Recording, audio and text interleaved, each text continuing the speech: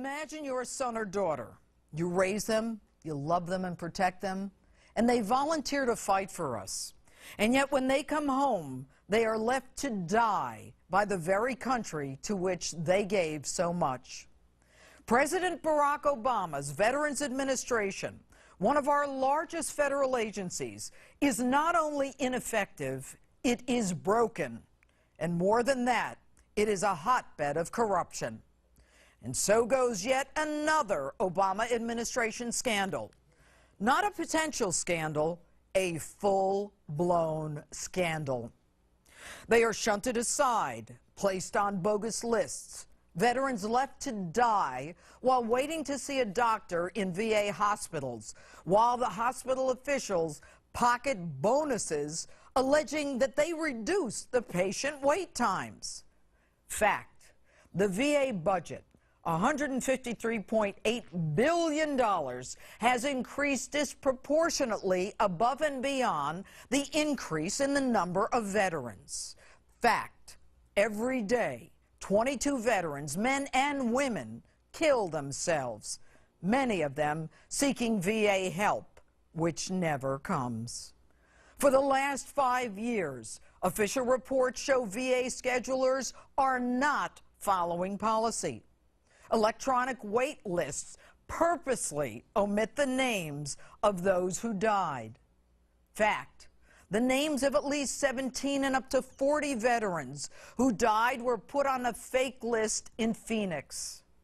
Fact, whistleblowers nationwide confirm that the VA deaths connected to a refusal to even schedule an appointment have occurred.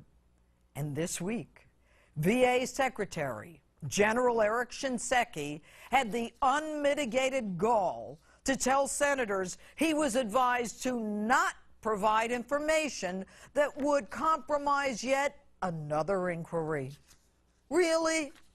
How many inquiries do we need, General, before you provide information or even do something? So forget oversight. Why not just take the fifth, like that learned Lois Lerner? And in case you didn't catch this one, any adverse incident like this makes me mad as hell. Really looks mad, doesn't he? An adverse incident? You call veterans facing certain death refuse medical care by VA personnel who then create false records so that they can pocket a bonus. An adverse incident? It's not an adverse incident, General. It's a homicide, a criminally negligent homicide. And oh, that political preparation. And what I've committed to is whatever comes out of this, whatever is substantiated, actions will be taken. We will take actions. I don't believe you. You've known for years. You don't take actions. The IG reports that you sign off on Government Accountability Office reports. The veterans told you, the press told you, everyone told you what was going on.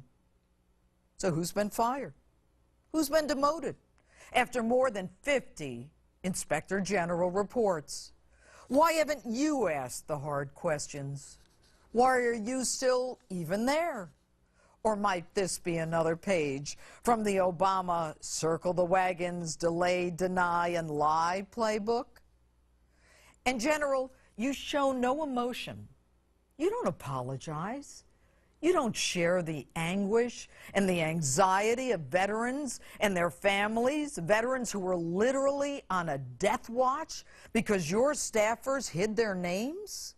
Your staffers closed out 1.5 million cases after 90 days without any resolution or explanation.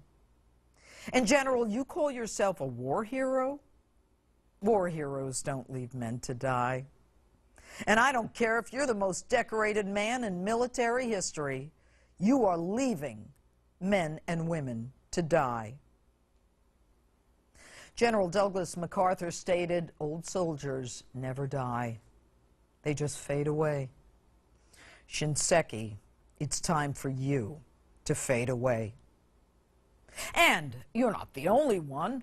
Our revered chief law enforcement officer, in over his head, Attorney General Eric Holder, of course, has no plans, and that's a quote, to investigate the secret waiting lists and the veterans' deaths at the VA hospitals. No surprise there. So how about we bring in James Comey and the FBI? This is criminal. Reports are some hospitals are shredding documents. The evidence needs to be preserved. Witnesses need to be spoken to. Time is of the essence. They allege reduced wait time to pocket bonuses. They're gaming the system. They're cooking the books. There is an ongoing scheme to defraud the American people, while those to whom we owe a solemn obligation are left waiting to die. This is gross mismanagement. This is an organized criminal enterprise consisting of fraud, the creation of false records, conspiracy, larceny, obstruction, and yes, criminally negligent homicide.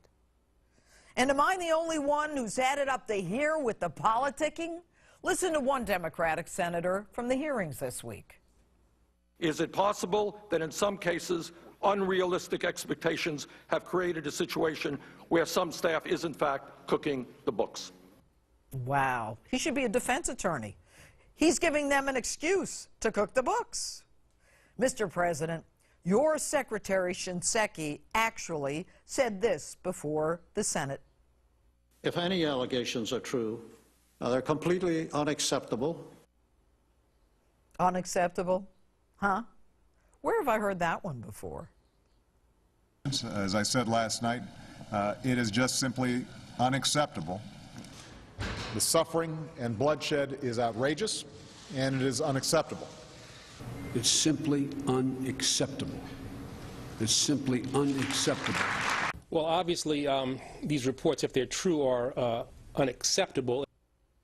I have an idea. You're all unacceptable.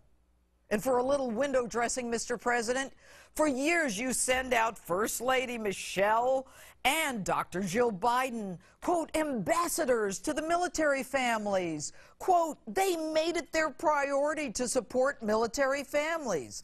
They were listening to their concerns. Really? Maybe they should stop listening and start acting. Or maybe they just weren't listening at all. And by the way, Mr. President, wasn't Michelle a hospital administrator in Chicago? Here's the bottom line, Mr. President. Your administration is the most lawless in American history. After 5 years, nothing surprises me. I'm not shocked, but I am heartbroken. Our veterans have already sacrificed and suffered, and you continually disrespect them. I take it personally, because my dad and granddad were veterans. You leave men in Benghazi to die. You force the Veterans Memorial to close.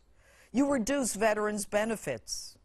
And you actually refuse burial expenses during this sequester. You don't even want to bury the soldiers who died for us. And thank God for people like the Fishers and the Fisher House Foundation. And I don't want to hear about lessons learned or we've got another wake-up call. This alarm has been ringing throughout your administration. They answered your call. It's time, Mr. President, that you answered theirs.